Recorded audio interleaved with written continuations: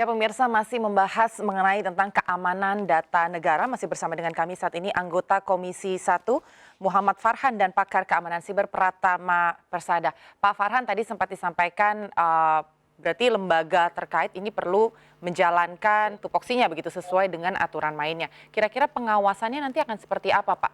Supaya para penyelenggara ini untuk meningkatkan sistem keamanan elektroniknya atau IT-nya itu bisa benar-benar berada di koridor yang tepat begitu.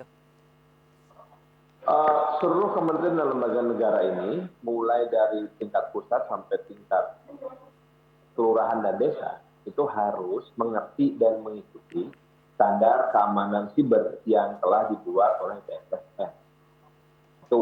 Itu bukan aturan main, itu masalah kepatuhan. Jadi ada sanksinya, tetapi memang sanksinya terlalu berat. Nah, untuk itu sebetulnya kalau bicara masalah kepatuhan, kita jangan bicara masalah stick and carrot, ya. Mari kita bicara tentang bagaimana kepatuhan ini bisa menjadi bagian dari tata kelola bagi setiap lembaga negara dan pemerintahan yang memang punya tanggung jawab terhadap pengelolaan, penyimpanan, dan keamanan dari data pribadi warga negara Indonesia. Gitu. Nah, tata kelolanya di mana? Kembali lagi, kalau ngomongin soal tata kelola, mengelola negara, mau nggak mau, harus menunggu Undang-Undang RUU PDP, Rancangan Undang-Undang Perlindungan Data Pribadi, dan peraturan pemerintah di bawah. Oke, Pak Pratama, sambil menunggu RUU PDP, nah ini tanggapannya sendiri seperti apa Pak untuk meningkatkan security awareness di kalangan pemerintah? Kalau saya simpel, kalau memang mau beneran serius, Pak Presiden perintah kepada Menteri PAN RB, BKN, sama kementerian terkait, udah kepada pejabat yang bertanggung jawab terhadap keamanan data, kalau misalkan terjadi bocoran data, suruh resign aja, mundur gitu, bikin fakta integritas, tanda tangan gitu bahwa akan melindungi data masyarakat Indonesia. Kalau tidak, saya bersedia mundur gitu. Udah gitu aja, simpel gitu. Pasti ntar akan nggak bisa tidur tuh berusaha untuk ngamanin sistemnya gitu. Karena nggak ada yang bisa dilakukan sekarang, cuek-cuek aja gitu. Mereka cuek-cuek aja gitu. Jabat ini nggak peduli gitu datanya bocor apa tidak, dan mereka nggak ngerti apa yang harus dilakukan gitu. Oleh karena itu menurut saya penting untuk Pak Presiden ya langsung gitu kan, kalau Pak Presiden sudah perintah kan pasti jalan semua tuh di bawahnya tuh. Berantas online itu ilegal itu lending gitu, pinjol ilegal, ternyata berantas semuanya gitu ya. Ini sama tuh, perintahkan aja kepada para menteri, oke, pada pejabat yang tidak berkompeten, yang tidak bisa melindungi data pribadi, silahkan mundur, tanda tangan gitu, minimal sampai eselon satunya lah gitu. Udah. Tapi Kalau kayak gitu saya yakin sih pasti semuanya akan berlomba-lomba, tidak akan tidur mengalokasikan anggaran, budget, SDM, teknologi untuk mengamankan data di sistemnya masing-masing gitu. Sambil menunggu undang-undang PDP, karena kalau undang-undang PDP ini ada, nggak cuma dipecat tuh, ada hukuman penjara sama hukuman denda gitu, nggak main-main, 4 tahun 4 miliar gitu. Berarti harus digertak dulu gitu Pak Pratama. Ini kalau selain RUU PDP, ya harus digertak dulu. Memang nggak bisa Mas Farhan kalau misalkan dari BSSN, nggak dianggap juga BSSN gitu. Kenapa? Ya karena dasarnya juga cuma selain Perpres gitu ya kan. Kemudian juga kompetensinya juga sampai saat ini juga masih banyak yang mempertanyakan, BSSN aja juga diretas gitu, gimana mau ngasih tahu kita? Ada banyak ngomong kayak gitu. Ya udah, dari Pak Presiden aja langsung perintahkan kepada kementerian terkait, udahlah bikin fakta integritas seperti fakta integritas korupsi gitu. Kalau tidak berkompeten dalam hal itu, mundur aja gitu. Banyak orang-orang pinter yang siap mengganti. Gitu, Mbak.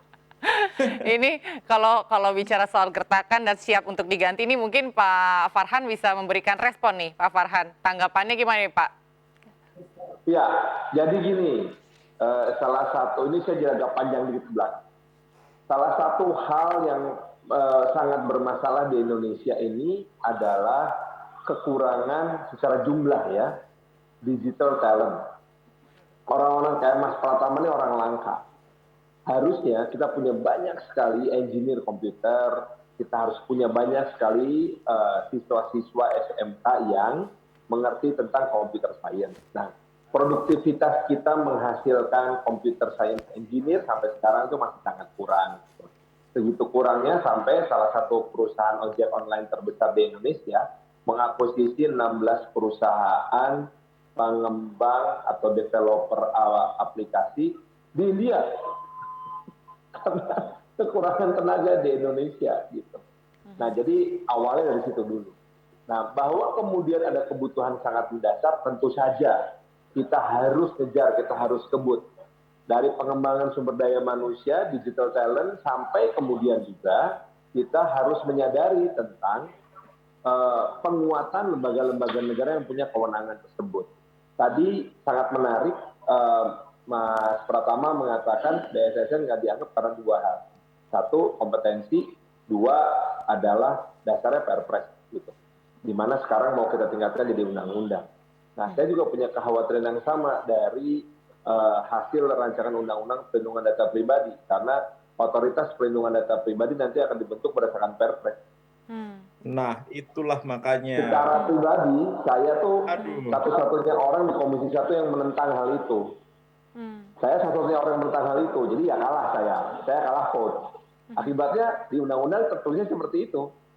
Nah, apakah nanti otoritas perlindungan data pribadi ini akan punya kekuatan, keberdayaan, empowerment untuk bisa menegakkan dan memastikan semua lembaga patuh?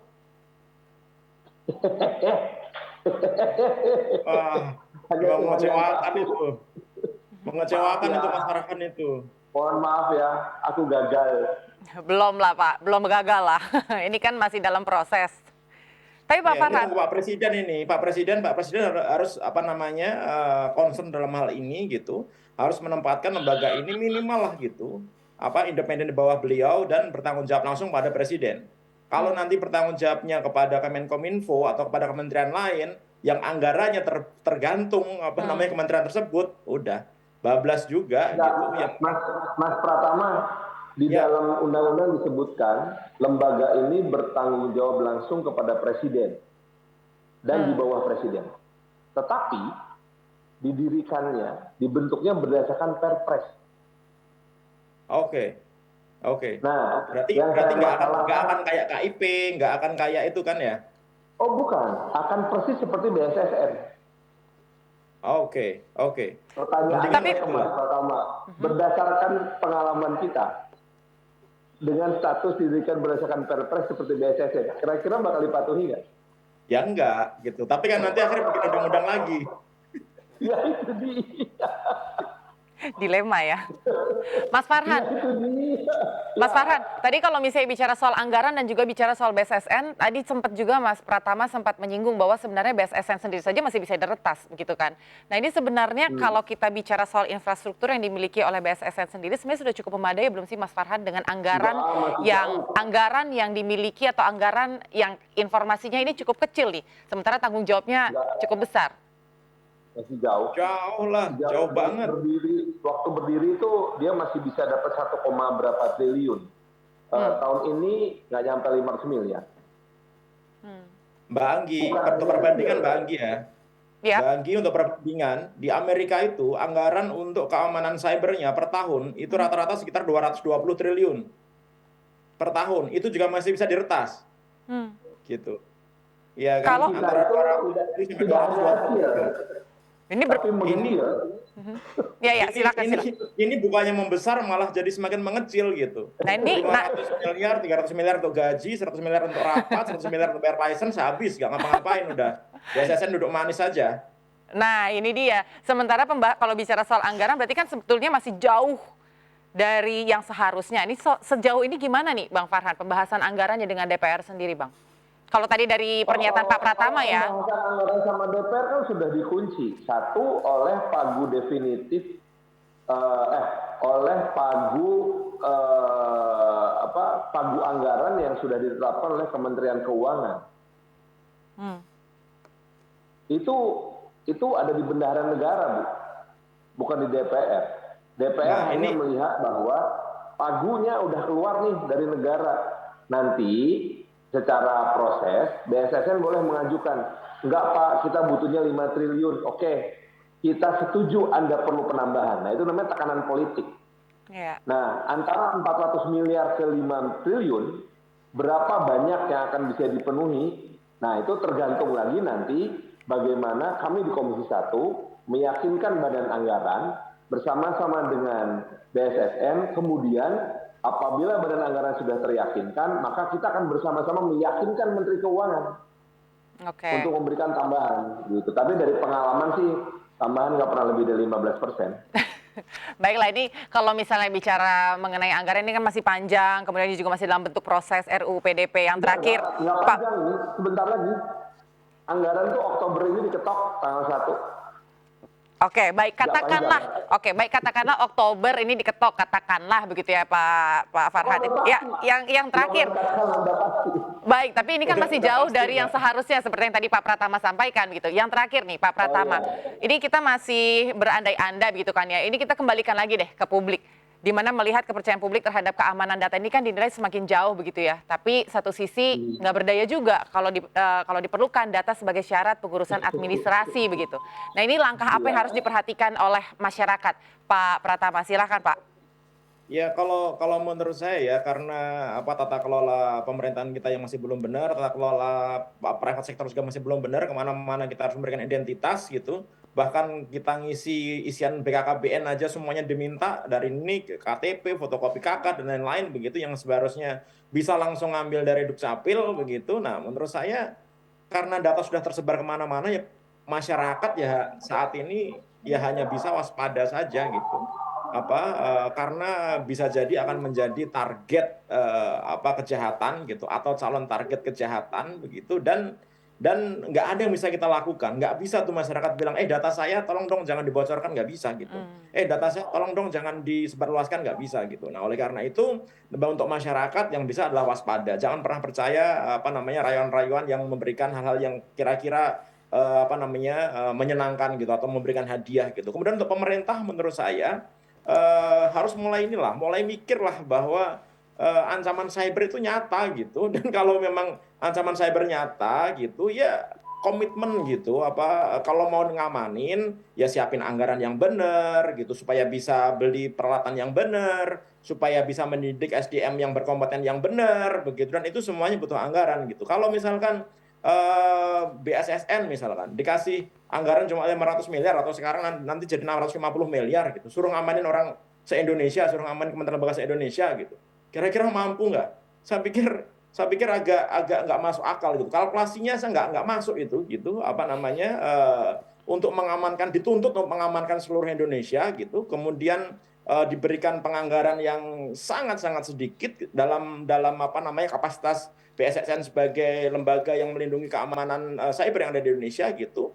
Plus juga menurut saya SDM yang ada di BSSN atau lembaga lain juga menurut saya harus diperhatikan, pejabat-pejabatnya kalau bisa diisi pejabat-pejabat yang memang berkompeten gitu, yang ngerti masalah keamanan cyber. Nah, ini penting sekali nih, jangan asal naruh pejabat, kemudian yang penting yang di situ ada jabatannya, setelah naik pangkat pindah lagi gitu. Nah, ini klasik nih di Indonesia nih gitu, sehingga akibatnya apa? Nggak jalan, tugas pokoknya nggak jalan gitu. Harus dibedakan kementerian-kementerian teknis dan kementerian-kementerian politis itu harus dibedakan gitu. Nggak semua orang punya pangkat tinggi itu bisa mengerti masalah teknis gitu. Nah, lembaga-lembaga teknis ini perlu dipimpin oleh orang-orang yang mengerti masalah teknis gitu, yang akhirnya ngerti mereka harus melakukan apa gitu. Nah, itu Pak Jokowi lah, kita serahkan kepada beliau lah ya gitu. Semoga mendengar gitu live ini. Baik. Kalau gitu kita akan menantikan lebih lanjut bagaimana keseriusan pemerintah menghadapi persoalan mengenai bagaimana mengamankan data baik milik masyarakat maupun pejabat pemerintah. Terima kasih sekali waktunya sore hari ini Pak Farhan dan juga Pak Pratama. Terima kasih. Mas Farhan. Sehat selalu Pak. Mas Pratama. Thank you Mas Farhan. Baik pemirsa, masih akan kembali lagi usai jeda, tetap bersama kami di MNC News Now.